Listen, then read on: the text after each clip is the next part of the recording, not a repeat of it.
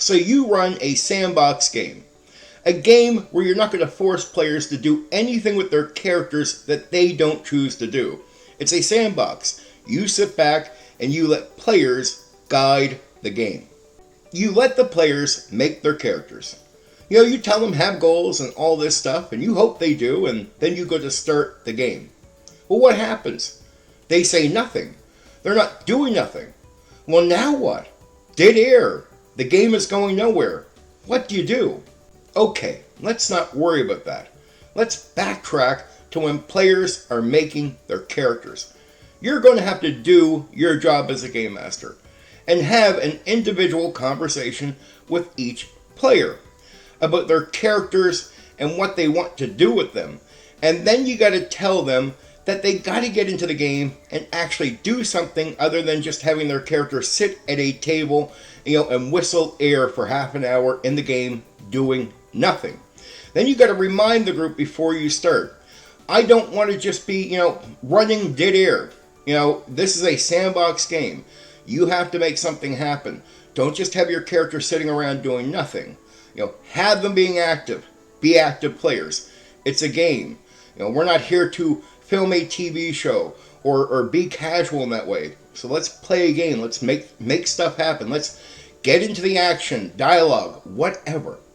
This is a tabletop role-playing game. It's a team effort, game master and the players. And the players in a sandbox game have a responsibility to be active. If they're not active, you're not failing game master. The players are. In my sandbox, there may be one or two overarching things happening. How involved the players want to be with that will be on them. There'll be other adventures that they can find and go on, or they can come up with their own thing. I'll have stuff happening to them. Sometimes, it could lead, it could push them towards an adventure if they want to take that path after having that encounter with a non-player character.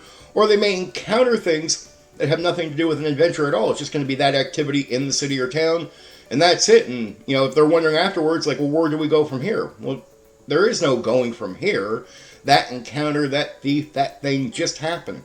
And that will be a mix of pre-planned stuff and improvised stuff, because even though improvising usually happens when a game master is forced to improvise, I don't need to be forced. I like to leave the door open for improvisation because I'm comfortable doing it. When I was young in the 90s, I spent a good number of years doing what I call a freestyle game. You walk into a room, you got a piece of paper, you can draw an island on it. You don't even get a marketed game. You just have to make up rules as you go. You get 6-sided dice. That's all we had.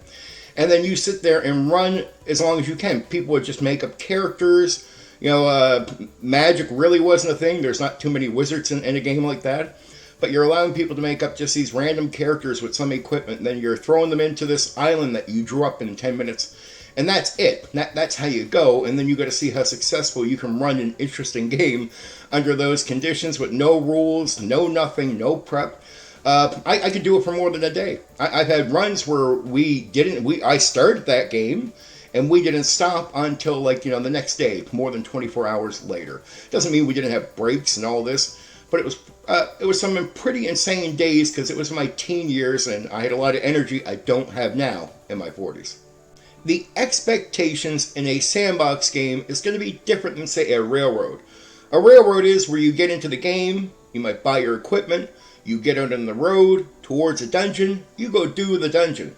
When a sandbox game, it's more about just having players be active in playing the game. So it doesn't matter if you start in the city and end that first session in a city.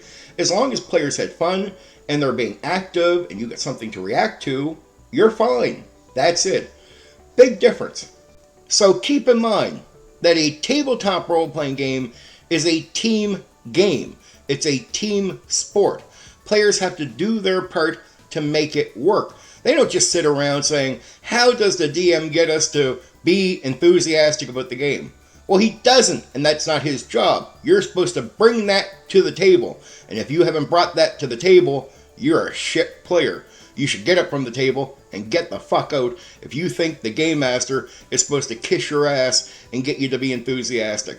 That is what you're supposed to be about the game. And if you're not that about the game, this might not be the right hobby or right game for you. Okay, for now, take care. You know what you can do? You can hit the like button. You can share the video. Oh, and there's another button you can press.